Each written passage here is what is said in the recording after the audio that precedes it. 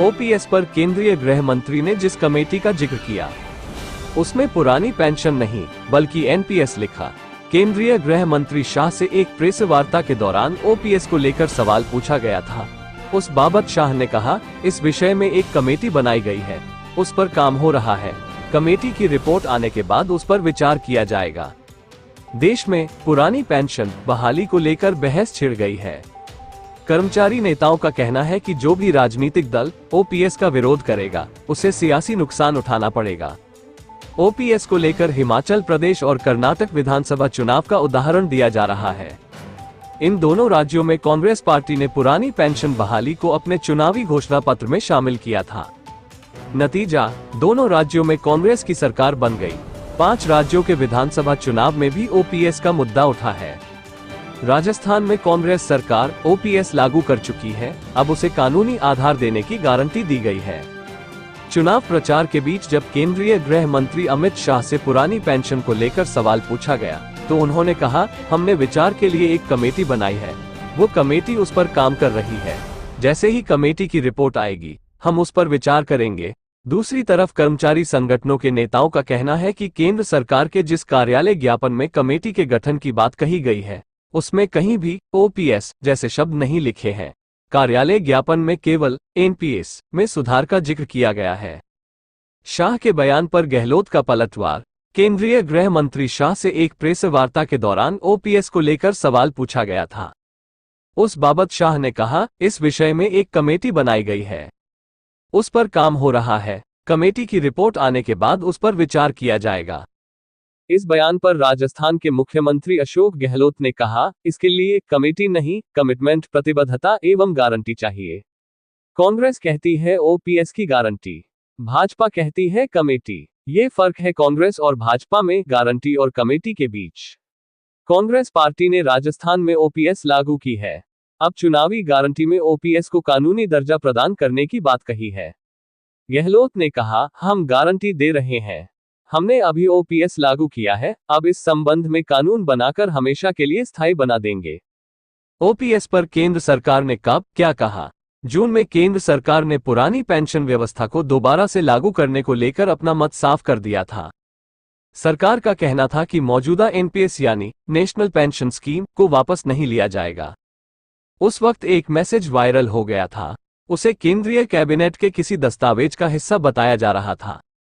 उसमें लिखा था कि कर्मचारियों के वेलफेयर की खातिर केंद्र सरकार अब पुरानी पेंशन व्यवस्था को दोबारा से लागू करने की दिशा में आगे बढ़ रही है। जो भी कर्मचारी जनवरी 2004 के बाद सरकारी सेवा में आया है उसे एनपीएस से बाहर निकालकर ओपीएस में शामिल किया जाएगा। इसके लिए केंद्र सरकार ने राज्यों से भी अनुरोध किया है कि वो ओपीएस लागू होने के बाद राजस्व पर पड़ने वाले अतिरिक्त भार की समीक्षा करें। इस संबंध में 25 अगस्त तक रिपोर्ट भेजें। इस मैसेज के वायरल होने के बाद पीआईबी ने इसके तथ्यों की जांच पड़ताल की। पीआईबी ने कहा, केंद्रीय कैबिनेट की 29 मई को हुई बैठक में ऐसा कोई निर्णय नहीं लिया गया। ये मैसेज फर्जी है। 29 मई को रविवार था, उस दिन कैबिनेट की बैठक नहीं हुई। उक्त मैसेज पूरी तरह से भ्रामक व निराधार है।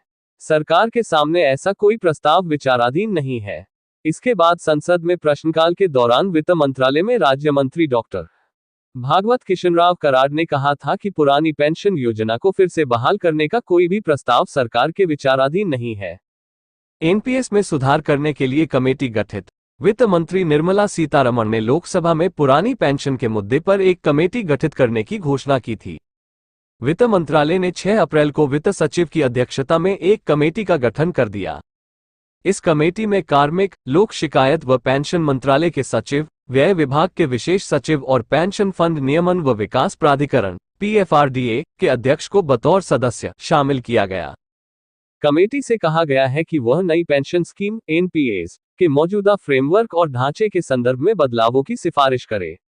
किस तरह से नई पेंशन स्कीम के तहत पेंशन लाभ को और ज्यादा आकर्षक बनाया जाए, इस बाबत सुझाव दें। कार्यालय ज्ञापन में कमेटी से ये भी कहा गया कि वह इस बात का ख्याल रखे कि उसके सुझावों का आम जनता के हितों व बजटीय अनुशासन पर कोई विपरीत असर न हो। खास बात ये रही कि 2 पन्नों के कार्यालय ज्ञापन में कहीं पर भी ओपीएस नहीं लिखा था, उसमें केवल एनपीएस का जिक्र था। 18 साल बाद कर्मी को मिली इतनी पेंशन। ओपीएस के लिए गठित national joint council of action (NJCA) की संचालन समिति के वरिष्ठ सदस्य और एआईडीएफ के महासचिव सी श्री कुमार का कहना है कि एनपीएस में कर्मियों जो पेंशन मिल रही है उतनी तो बुढ़ावा पेंशन ही है। एनपीएस में शामिल कर्मी 18 साल बाद रिटायर हो रहे हैं, उन्हें क्या मिला है?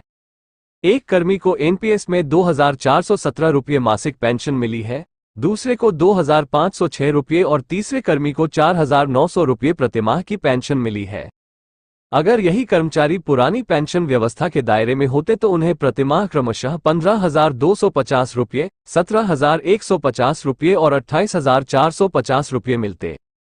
एनपीएस में कर्मियों द्वारा हर माह अपने वेतन का 10% शेयर डालने के बाद भी उन्हें रिटायरमेंट पर मामूली सी पेंशन मिलती है। देश में सरकारी कर्मियों, पेंशनरों, उनके परिवारों और रिश्तेदारों को मिलाकर वह संख्या 10 करोड़ के पार पहुंच जाती है। अगर ओपीएस लागू नहीं होता है तो लोकसभा चुनाव में भाजपा को राजनीतिक नुकसान झेलना होगा। कांग्रेस पार्टी ने ओपीएस को अपने चुनावी एजेंडे में शामिल किया है। कर्नाटक और हिमाचल प्रदेश की जीत में ओपीएस की बड़ी भूमिका रही है। अभी के लिए बस इतना ही, आगे भी ऐसे ही अपडेट आपको देते रहेंगे। आपको भी पाने के लिए हमारे YouTube चैनल अमेजिंग न्यूज को सब्सक्राइब करें और बेल आइकन पर क्लिक करें ताकि हमारे वीडियो आप तक सबसे पहले पहुंचे। जल्दी मिलते हैं नए वीडियो के साथ, तब तक के लिए नमस्कार।